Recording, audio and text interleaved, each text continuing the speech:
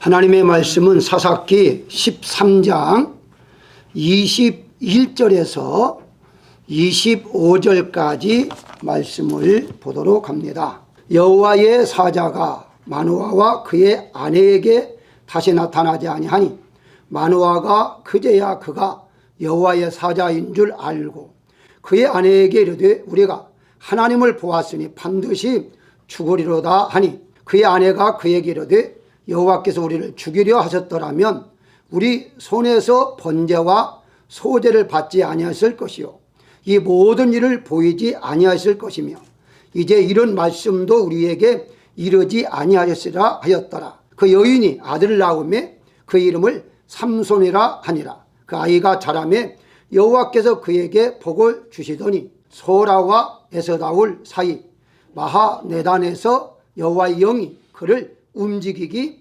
시작하셨더라. 아멘. 나시린은 구약에서 하나님께 헌신하고자 하는 사람들이 서원하고 살아가는 사람들을 일컫는 말입니다. 갑자기 나시린의 살아가기라는 제목으로 설교를 왜 하는가 이렇게 생각할 수 있습니다. 왜냐하면 나시린은 구약에만 존재하는데 오늘날에 구약에서만 존재하는 나신에 대해서 말할까 이렇게 생각할 수 있습니다만은 나신에 대해서 우선 두 가지 종류가 있습니다. 첫 번째는 민수기 6장에 자세히 설명되어 있는데요. 임시적인 나신이 있어요. 거기에 보게 되면 구별하여 드리는 날이 차기까지, 그러니까 기간을 정해놓고서 나는 1년을 하나님 앞에 헌신하겠다 혹은 6개월을 헌신하겠다 이런 식으로 각자가 그 기간을 정해놓고서 그 기간 동안 하나님 앞에 나신으로 사는 이제 그런 사람도 있었고요. 또 하나는 일평생 아예 하나님 앞에 나신으로 살겠다 이렇게 생각하고 사는 사람이 있는데요. 그중에 우리가 잘 아는 대로 사무엘 혹은 넷갑 자손 모두가 다 넷갑 족속들은 에레미야 35장 6절에 보게 되면 모두가 다 일평생 동안 그렇게 나신으로 살았고요. 세례 요한도 역시 나신 일평생 살았습니다. 오늘 본문에 나오는 삼손도 나신 일평생 동안 살았는데요. 약간 다른 점이 있어요.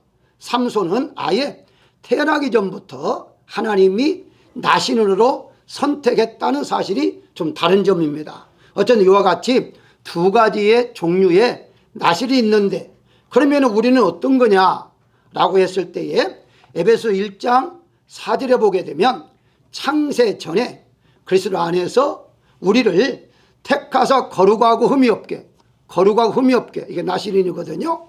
어느 때부터? 창세 전부터. 다시 말씀드리면 하나님께 여러분들을 거룩하고 흠 없게 살도록 하기 위하여 창세 전부터 우리를 선택했다. 다른 말로 말하면 나신으로 선택해 주었다는 것입니다. 그래서 우리가 구약에만 나신으로 사는 것이 아니라 오늘날에 하나님 믿는 모든 자들은 나신으로 살아간다 하는 것이죠. 자, 그렇다면 나신으로 살아가려면 어떻게 해야 할 것인가 여러 가지 있지만 몇 가지만 여러분들에게 소개하고자 합니다. 먼저 나시린은요 맹세하거나 내기를 좋아하지 말아야 합니다.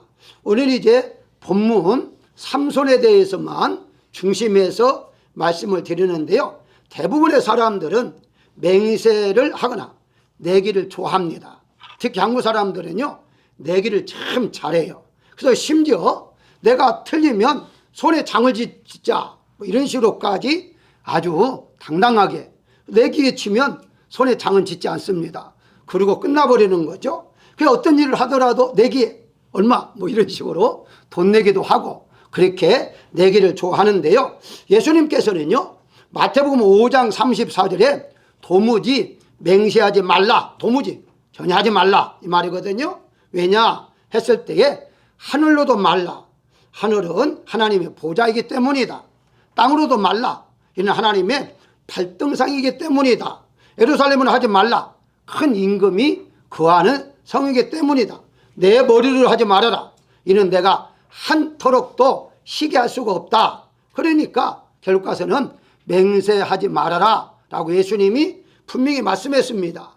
그럼에도 불구하고 우리는 살아가는 과정 속에 맹세해, 그렇게 하고 내기해, 이런 식으로 하는 경우가 많은데요. 물론 한두 번이야 또 약하게 하는 거야. 우리가 다 살아가는 과정 속에서 이해할 수 있지만 그게 도저히 이루어질 수 없는 것임에도 불구하고 그런 것들을 하는 경우가 있기 때문에 그렇다는 것이죠.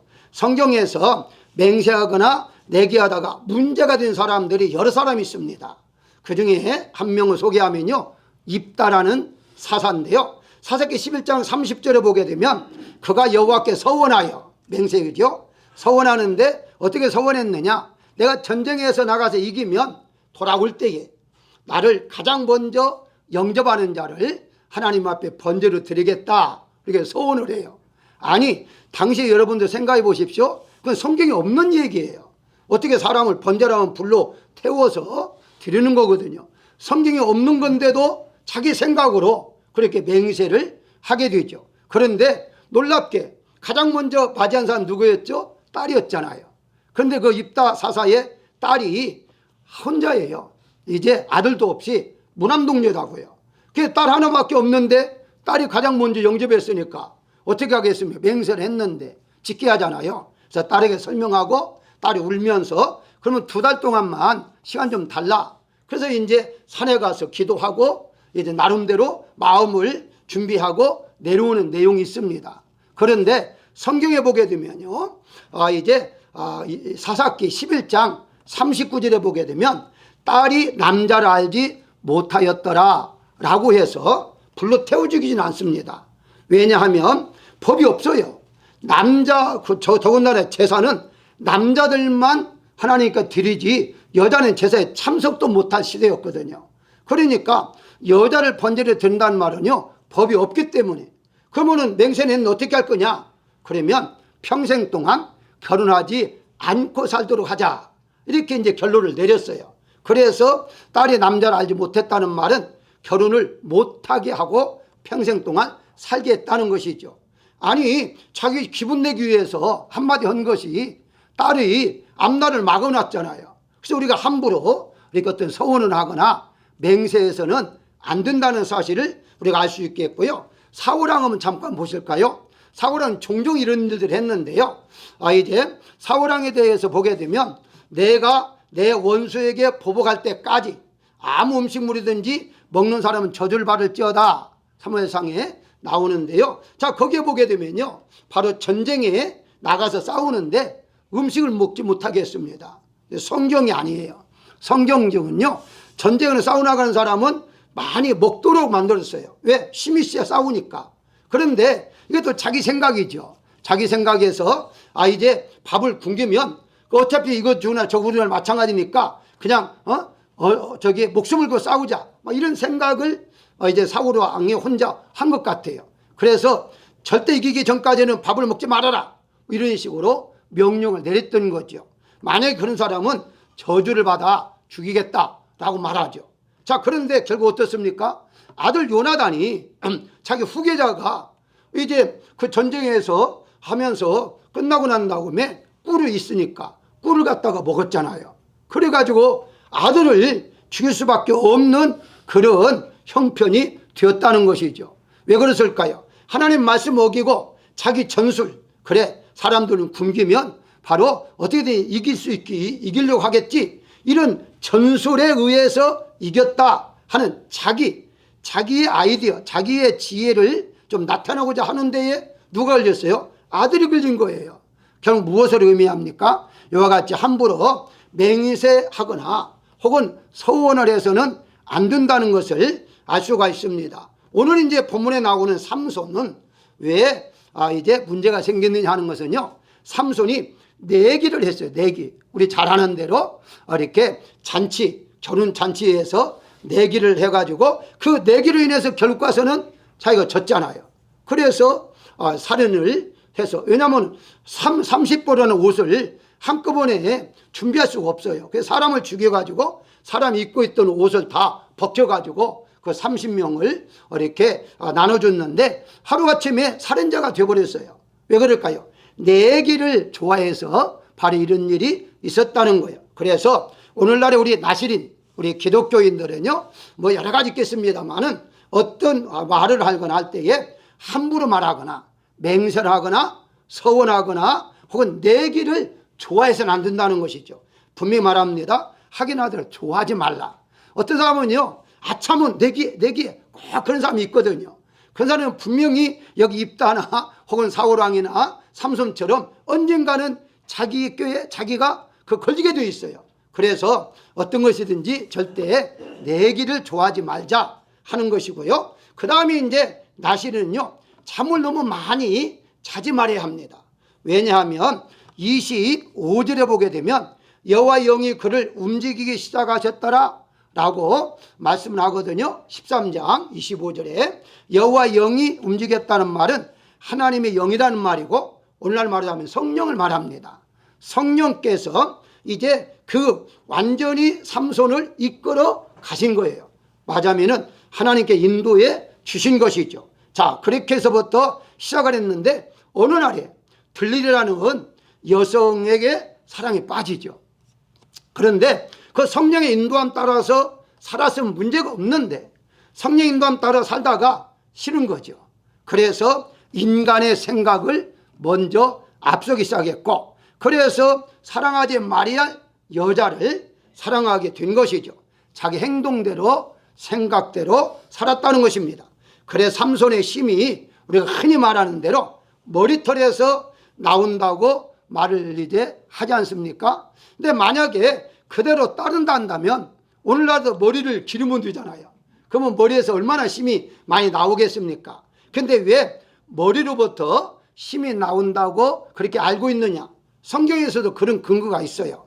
예를 든다면은 사사기 16장 17절에 보게 되면 만일 내 머리를 깎으면 내 힘이 내게서 떠나고 나는 약해져서 다른 사람과 같게 될 것이다 라고 삼손이 비밀을 알려줘요.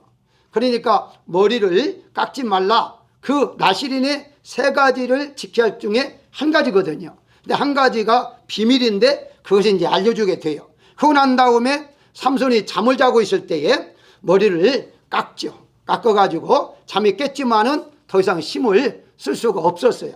자, 그러다 보니까 많은 분들이 머리에서 힘이 나왔다.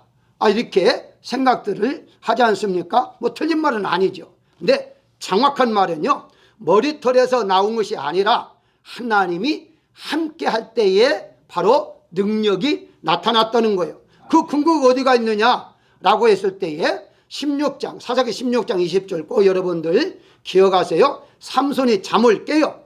내가 전과 같이 힘을 쓰려고 했지만 그 다음이 중요해요. 여호와께서 이미 자기를 떠나신 줄을 깨닫지 못하더라 라고 말을 해요. 머리가 깎여져서 힘을 못 쓴 것이 아니라 하나님께 떠나버린 거예요. 영이 떠난 거예요. 왜?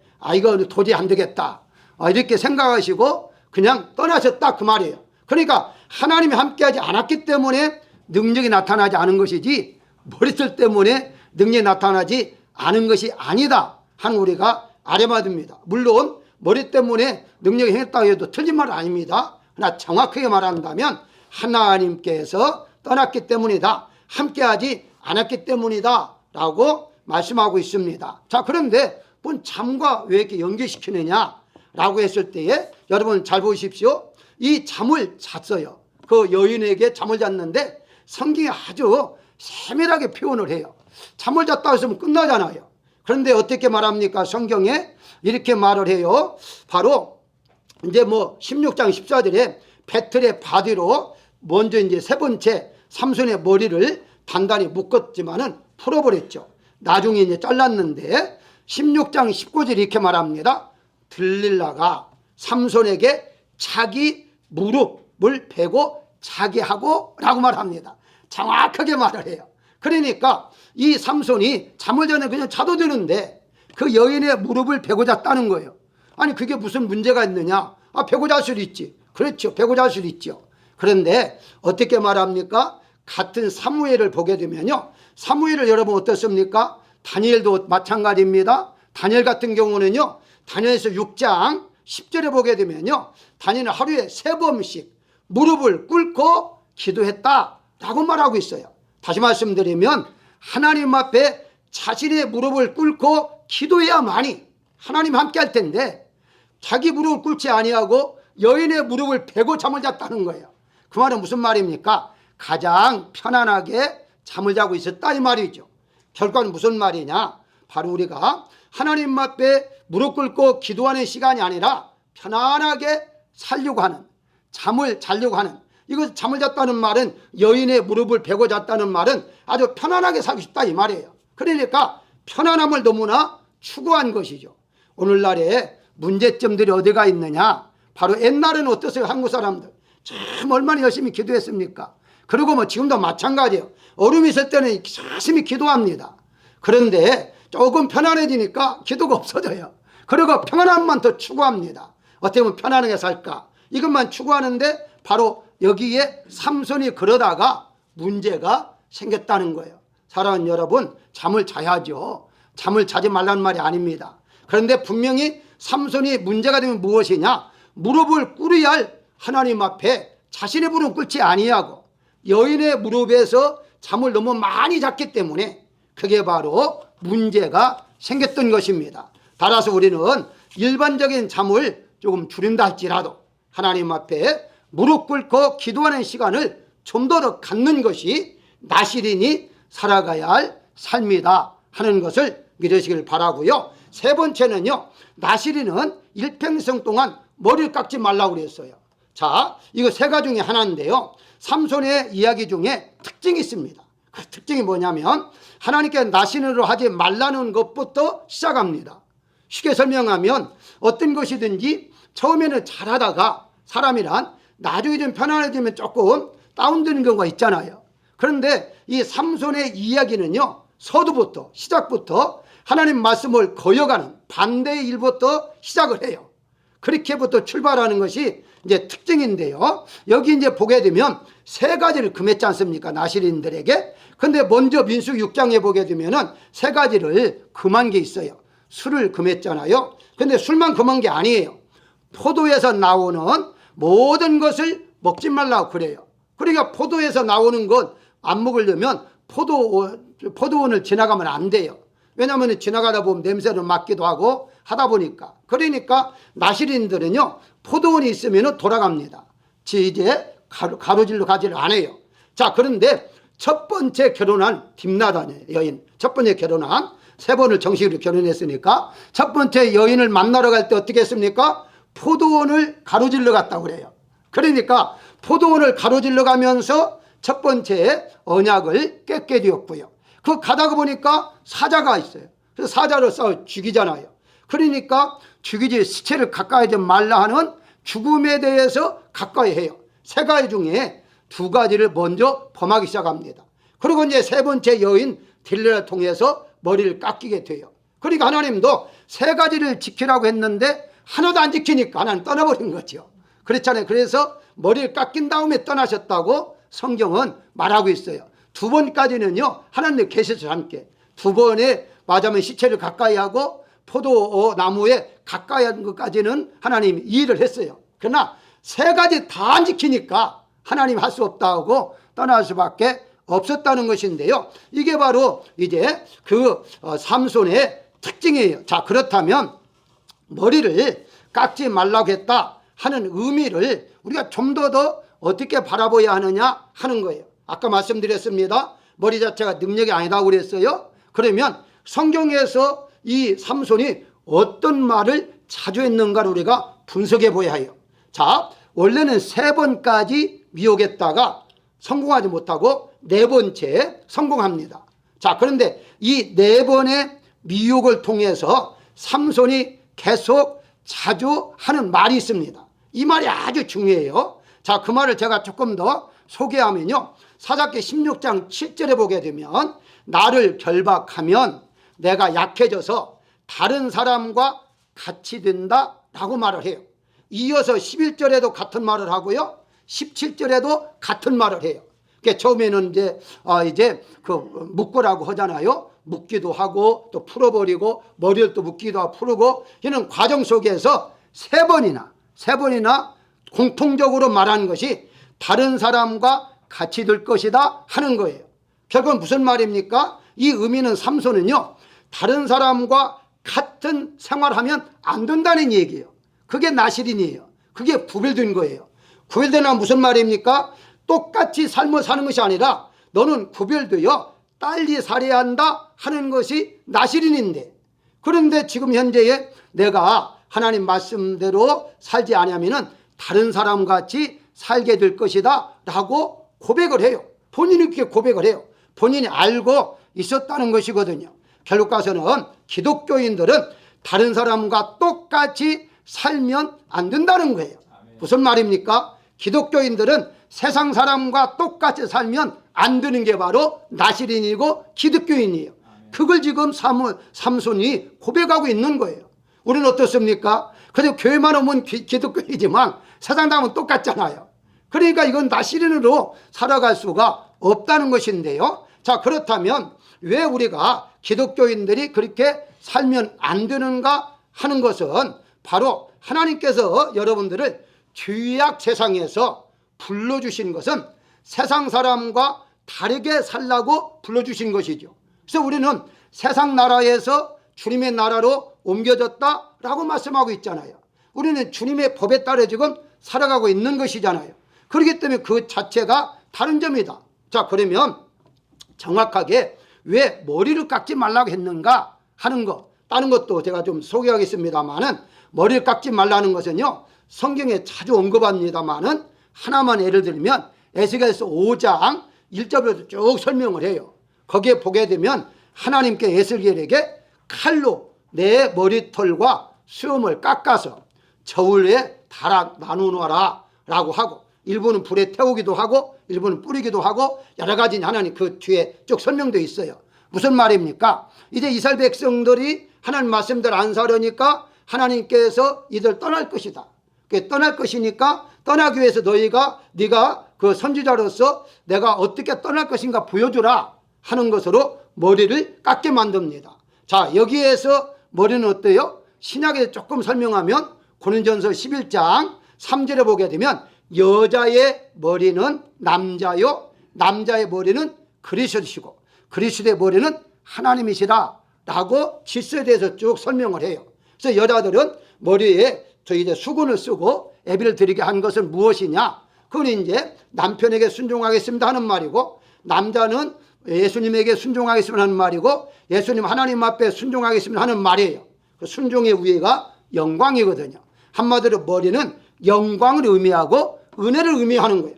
결과는 무슨 말이냐? 머리털을 밀라라고 말하는 것은요, 하나님의 영광이 떠났다 하는 거예요. 바로 아까 설명한 대로 삼손이 하나님께서 떠났다는 말은 하나님의 영광이 떠났다는 거예요. 결국 가서는 머리를 깎지 말라는 말은 내가 너와 함께하는 표현이다, 표식이다.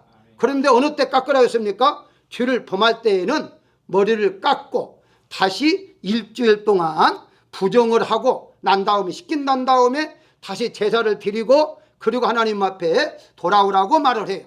결과는 부정, 죄를 범했을 때는 머리를 깎게 했어요. 구약에서도. 그렇게 한 것은 뭐냐? 영광이 떠났지만 이제는 하나님께 다시 너를 용서하고 죄를 범한 죄를 용서하고 함께 하시겠다 하는 의미가 바로 머리를 깎지 말아라 하는 거예요. 자, 결과는 무슨 말이냐? 우리가 달리 산다는 거.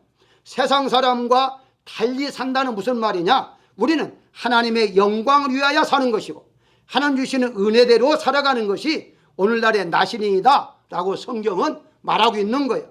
그걸 잘 아는 바울이 이런 고백을 해요. 고린전서 10장 31절에서 너희가 먹든지 마시든지 무엇을 하든지 하나님의 영광 위하여 하라 라고 말하고 있잖아요. 그게 달리 사는 거예요. 여러분들이 이 세상 살아가면서요, 세상 사람과 달리 사는 뭐냐? 하나님 영광을 위해서 사는 사람들이고 하나님 주시는 은혜 따라서 사는 사람들이에요. 세상 사람들은 자기 힘으로 사는 것이고 자기 멋대로 사는 것이고 자기 위해 사는 거예요. 그게 세상 사람들이에요.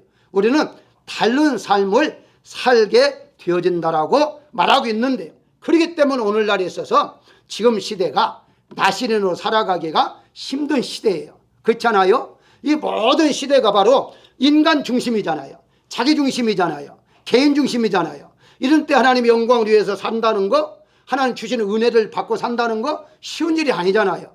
그래서 성령께서 신약에는요 아예 우리 안에 오신 거예요. 왜냐하면 성령 힘이 아니면 우리 힘으로 어떻게 살아갈 수 있겠어요. 그래서 성령께서 오신 것이고, 그때 당시에 구약에도 삼손에게 하나님의 영이, 즉 성령이죠, 하나님의 영이 그 삼손과 함께하면서 움직였다는 거, 인도했다는 거예요. 그런데 말대로 안 살으니까, 하나님 말씀대로 인도한 대로 안 살으니까 그냥 떠나버리신 것이죠. 다시 말씀드리면 우리는 세상 사람과 달리 살아가는 것을 머리를 깎지 말아라, 그게 표현이다. 네가 머리를 길고 다니는 것은 세상 사람들이 볼 때에 나는 나신으로 삽니다 라고 표하면서 살게 하기 위한 것이 머리를 깎지 않게 만든 것이죠. 오늘날에 있어서는요 하나님 앞에 영광을 돌리면서 살아가는 그 나시린이 바로 저와 여러분인 것을 믿으시기를 주의 이름으로 축원합니다. 마지막으로 나시린은요 죽음을 가까이 하지 말라라고 말하고 있습니다. 왜 죽음을 가까이 하지 말라고 했는가? 삼손은요 하나님께 원하시는 나신의 생활을 잘하지 못한 사였음에도 불구하고 삼손에 대해서요 세 가지 특징이 있습니다. 분명히 성경이 아까 서론에 말씀한 대로 삼손은요 삼손에 대해서 기록한 시작부터가 하나님 말씀 어기는 것을 쭉 열거하잖아요. 잘한 건 하나도 없어요. 그런데도 불구하고 삼손에게만 하나님이 주신 게 은혜가 있어요. 그 은혜 첫 번째가 무엇이냐면요, 사사기 기록에 보게 되면 총 21장인데 사사기에 기록한 사람이 12명이에요. 12명인데 이 12명을 21장으로 나누어 계산하면 2장이 채 안 돼요. 그리고 가장 많이 이렇게 우리가 알고 있는 기드온도요 석장을 기록했어요. 그런데 여기 삼손은요 13장에서 14장, 15장, 16장 4장을 기록했어요. 12명의 사자 중에서 가장 많이 언급한 것이 삼손이에요. 아니 우리가 알대로 잘한 것이 있을 때 잘한 걸 많이 기록해야 하잖아요. 그래 잘하지 않았어요. 삼손은 하나님 말씀을 어기는 것부터 출발했는데 한 번도 말씀대로 산 지 없어요. 나중에 죽을 때에서 하나님 영광을 위해서 그게 기둥을 무너뜨리고 죽은 것 외에는 잘한 게 하나도 없어요. 아무도 잘한 것이 없는데도 길게 기록을 남겼다는 데에 어떤 의미가 있다는 것을 여기에서 우리가 깨달아야 하는 것이고요. 두 번째가 사사기에 나오는 모든 사람들은요 청년이나 혹은 중년의 사사로 부름을 받았어요. 그런데 삼손만은 태어나기 전부터 부름을 받았다는 거예요. 이게 다른 점이에요. 마지막 한 가지는요 삼손은 이제 그 사사기를 읽어보면요 모두가 다 전쟁이 쭉 기록되어 있어요. 전쟁을 하다 보니까 심판과 저주에 대해서만 쭉 설명을 해요. 그런데 놀랍게도 12명 사사 중에 비록 이 삼손의 한 사람에게만 복을 주었다고 성경에 나와 있어요. 그게 바로 오늘 본문에 잘 나와 있잖아요. 오늘 본문에 보게 되면 24절에 바로 그에게 복을 주시더니 라고 말을 해요. 그러니까 사사 사람들 중에서 유일하게 복 받은 사람이 삼손이에요. 아니 이렇게 복을 받고 사는 사람이 말씀대로 안 살았단 말이죠. 그럼에도 불구하고 하나님께서는 그를 통해서 하나님의 뜻을 이루어간 것을 볼 수가 있음을 알 수가 있는데요, 삼손만 유일하게 복 받았다고 그렇게 설명하면서 나신으로 끝까지 하나님은 살기를 원했다는 거예요. 무슨 말입니까? 쉽게 설명하면 여러분들은요 태어나면서부터 복을 받고 태어난 사람이다 그 말입니다. 왜냐? 창세전부터 여러분들 선택했기 때문에 태어나면서 복받기로 받으며 태어났는데 우리가 살아가면서 말씀대로 안 살아요. 그럼에도 불구하고 하나님께서 계속해서 여러분들에게 말씀대로 살아라고 인도가 있다는 거예요. 그게 바로 오늘의 말씀의 포인트가 된다는 사실을 우리가 알아야 하는데, 그러면 왜 죽음을 멀리하느냐? 이게 포인트잖아요. 바로 죽음을 멀리하는 이유가 시체를 가까이 좀 말라고 했는데 사자를 죽이고 거기에서 벌들이 꿀을 만드니 꿀도 먹고 아버지까지 막 죽고 막 그랬잖아요. 자기만 죄를 범하게 하는 것이 아니라 부모까지 죄를 범하게 하는 그런 삼손이었다는 거죠. 중요한 것은 딴 게 아닙니다. 바로 죽음을 멀리하게 한 것은요, 너는 태어날 때부터 나시린이야. 너는 죽지 않고 하나님께 영원히 너를 살려줄 거야 너는 하나님의 것이야 라고 하는 것을 알려줬는데도 불구하고 삼손이 그것을 깨달지 못한 것이죠. 자, 오늘날 볼까요? 로마서 6장 23절에 보게 되면요, 주의 싹은 사망이다 라고 말을 해요. 중요한 그 다음입니다. 하나님의 은사는 그리스도 안에 있는 영생이다 라고 말을 해요. 죄인이 그대 있으면 죽어요. 사망이에요. 그런데 하나님의 은혜로 우리를 구원해 주심으로 예수님 안에서 영생, 영원한 생명을 주셨다는 거예요. 그러면 여러분들은요, 태어날 때부터 하나님의 자녀로 태어났을 뿐만 아니라 죽지 않고 영원히 사는 영생을 얻은 복받은 사람으로 세상에 태어난 거예요. 다시 말씀드리면 죽음이 없는, 물론 육체는 죽지만은 죽음이 없이 영원히 살 수 있는 복을 받았다는 거예요. 그러니까 여러분들은요, 죽음이라는 것을 생각하면 안 된다는 말이에요. 죽지 않도록 하나님께서 여러분들을 선택했기 때문에. 그래서 나시리는 뭐냐? 죽음을 멀리하라는 말은 너는 죽지 않아. 하나님 영원히 사는 것처럼 너를 영원히 살게 할 거야. 그거 너는 살려주는 자지 죽이는 자가 아니야 하는 것을 알려주는 거죠. 그렇습니다. 우리는요, 기독교인들은 죽이는 자가 아니라 살려주면서 사는 사람입니다. 왜냐하면 하나님 나를 살려줬습니다. 내가 살아났어요. 살아났기 때문에 다른 사람을 살려주면서 살아가는 것이 우리 기독교인들이에요. 그래서 죽음은 멀리하라 라고 말씀하고 있는 것이죠. 예수는 요한복음 10장 28절에서 내가 그들에게 영생을 주노니 영원히 멸망하지 아니할 것이요 또 그들을 내 손에서 빼앗을 자가 없으리라 라고 분명히 말씀하고 있어요. 우리는 영원한 생명을 가진 자이기 때문에 죽음은 생각하지 말고 살아라 하는 거죠. 자, 그러면 우리의 생활 속에서 어떻게 이 말씀을 적응해야 할까요? 우리가 어렵고 힘들어도요, 우리 기독교인들 입에서는 죽고 싶어 라는 생각을 말을 하지 아니한다는 거예요. 죽는다는 말을 해서는 안 되는 거예요. 더 나아가서 죽이고 싶다 하는 말도 하면 안 되는 거예요. 아무리 화가 난다 할지라도 우리는 죽음이 없어요. 우리는 영생만 있어요. 그러니까 살려줄 생각을 해야지. 그렇게 예수님께서 원수도 사랑하라 하는 말은 뭐예요? 내 옆에는 죽음이 없다. 왜? 사단이 없으니까.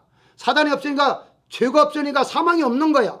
너는 영원히 사는 사람이야. 그렇기 때문에 어떤 경우라도 죽고 싶다라는 생각을 한다거나 혹은 죽고 싶다는 생각이나 말을 입 밖에 절대 내지 않도록 해야 한다는 것입니다. 이게 바로 오늘날에 우리가 나시린으로 살아갈 우리의 생활입니다. 사랑하는 여러분들, 하나님 여러분들과 함께 하십니다. 그렇기 때문에 여러분들이 아무리 어렵고 힘들어도 죽이시는 분이 절대 아니에요. 연단과 훈련을 통하여 더 나아지게 하시는 분이지, 그 고통을 통해서 어렵게 하고 죽이기 위해서 어려움을 주신 분이 아니라는 사실을 우리가 안다면 우리 입에서 살고 싶다라기보다도 이미 살아있으니까 하나님이 감사하면서 우리는 살아가야 할 것입니다. 결론적으로 말씀을 드리면 나시라는 말은요, 히브리어로 나지르라는 말인데요, 이미 잘 알다시피 나지르는 바로 우리 한국 번역이 나지르를 번역을 그냥 나실 이렇게 번역이기 때문에 그렇게 음이 나옵니다만 성별된 자, 구별된 자라는 뜻입니다. 하나님께서 여러분들을 세상으로부터 분리시키시고 거룩하게 살도록 구별시켜 주셨기 때문에 우리는 신약에서 나시리는 예수를 믿는 모든 자를 포함해서 말하는 것이고, 우리 모두는 바울이 이렇게 말을 합니다. 사도행전 18장 18절에서 바울이 일찍이 서원이 있었으므로 갱그레아에서 머리를 깎았더라 그래요. 바울도 머리를 깎았어요. 왜 그럴까? 이제부터 다시 새로운 마음으로, 이제까지는 내가 예수를 모르고 살았는데 정말 알고 보니까 예수님이 나의 구세주구나, 유대교로 믿었는데 이제는 기독교로 전환하면서 머리를 깎아요. 그 다시 새로운 마음에 다짐을 합니다. 그게 바로 나시린으로서의 하나의 머리를 죄를 범했기 때문에 깎았다는 것을 실제로 한번 해본 사람이고, 그 다음에 또 이 바울이 이 머리 깎는 문제가 이제 그 교회 안에서 일어나기 시작했어요. 그러니까 바울이 해결책을 내줍니다. 자기 자신들이 비용을 내어 머리를 깎게 하라라고 말을 해요. 그게 당시에 기독교인이 되어가지고 다짐하고 내가 이제 주님을 위해서 일평생 살아야겠다 할 때에 머리를 깎는데, 오늘날 머리 깎으면 절대 안 됩니다. 그럼 중이 돼요. 중이. 이게 머리를 깎는 것은, 중은 머리 깎아야 수계를 받아요. 진짜 중이 돼요. 그러니까 우리가 하나님 앞에 헌신하겠다 할 때 머리를 바울처럼 깎지 말고 어떻게 하느냐, 이제부터는 하나님만을 위해서 하나님의 은혜를 받아서 내가 살아야겠다는 다짐만 하시면 되는 것입니다. 하나님의 은혜가 이번 한 주간 동안도 여러분들과 함께 하실 것을 믿으시기를 주의 이름으로 축원합니다.